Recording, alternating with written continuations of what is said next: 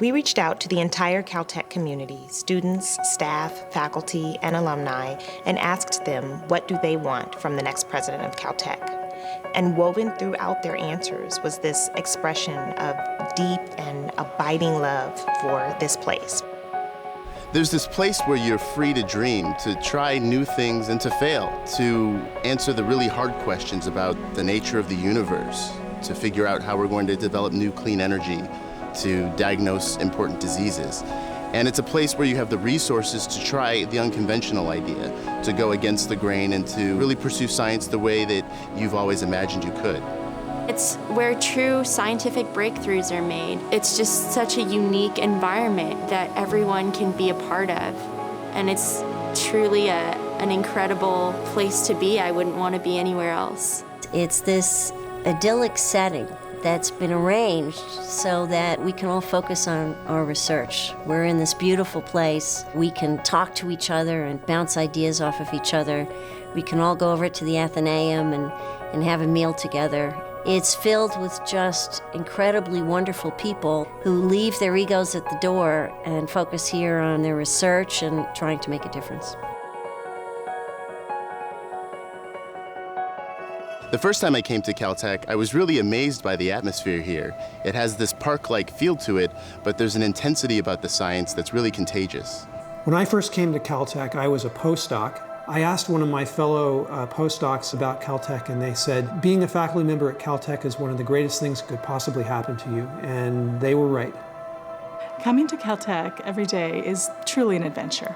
I have no idea what's going to land on my desk. Whether it's a new project we're pursuing in the lab, or some new project we're taking on with students, or even a new collaboration that involves faculty from across campus. The Caltech community is just a lively one, and one that you're always excited to wake up and to see what's new the next day. I want to get up. I want to interact with my peers. I want to go to class. At Caltech, we have a different kind of party, a homework party.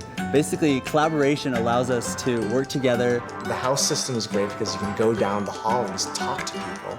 You talk to your friends, and everyone's working on the same problem sets together because we're all in these core classes together. The house system in general is awesome in that it nurtures a close-knit environment where people can bounce ideas off each other. And the reason why we call them houses is because it is like one big family. First time I stepped onto campus at Caltech and began working here, the environment was very welcoming. The labs are amazing. We got to set up the labs, and that's, a luxury most researchers never have. It was really exciting because we all realized we were working towards the same goal. I love the people here. Everyone's amazing. Everyone's really supportive of my research, and I love that. The students on campus like to pull lots of pranks. They've filled my office with helium balloons at one point just to get back at me for a prank I pulled on them in class. Ditch Day's a fantastic event. Zany, it really speaks to the spirit of Caltech. Even though we take science very seriously, we don't take ourselves too seriously. The students all know how to have a lot of fun, and the faculty like to join in whenever we can. We have a lot of fun here, but we work hard, we study hard, we think deeply about things like the honor code. The honor code's, I think, one of the most unique things about Caltech. The honor code at Caltech states that no member of the Caltech community shall take unfair advantage of any other member of the Caltech community. For our undergraduates, it means that they're able to take their exams without a professor looking over their shoulder, knowing that they're trusted to follow the integrity of the course. For the faculty, it means that we treat each other with respect and consideration. And for the staff, it also means that they work together as teams, knowing that together we're a stronger community.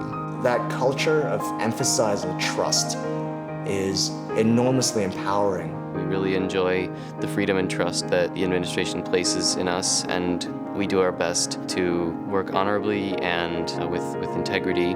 I'm incredibly proud that Caltech values its honor code as this core tenet of its culture. Caltech, the stereotype is that we only focus on our scientific research. We also have a large number of other interests. We have a lot of different opportunities available to students. We have the sports, we have music. I play in the orchestra, I've been involved in student government, I volunteer. Our department's very invested in outreach. That's one thing I've really enjoyed in doing outreach activities is that you get to interact with a lot of people coming from different backgrounds and be able to find in each different group of people something to connect with.